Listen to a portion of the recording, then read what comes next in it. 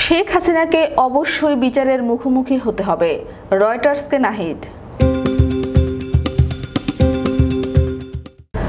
বৈষম্য বিরোধী ছাত্র আন্দোলনের অন্যতম সমন্বয়ক ও বর্তমান অন্তর্বর্তী সরকারের উপদেষ্টা নাহিদ ইসলাম বলেছেন, দেশে ফেরার পর শেখ হাসিনাকে অবশ্যই বিচারের মুখোমুখি হতে হবে, বিশেষ করে সাম্প্রতিক সময়ের হত্যাকাণ্ডের জন্য। শুক্রবার রয়টার্সকে দেওয়া সাক্ষাৎকারে নাহিদ এমন মন্তব্য করেন। তিনি বলেন, শেখ হাসিনা কেন বাংলাদেশ থেকে পালালেন তা জানতে আমি উৎসুক।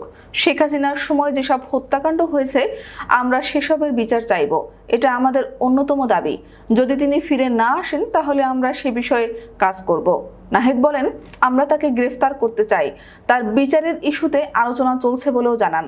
আরেক ছাত্রনেতা আবু বাকের মজুমদার বলেন, আমরা চাই শেখ হাসিনা দেশে ফিরে আসুক ও বিচারের সম্মুখীন হোক।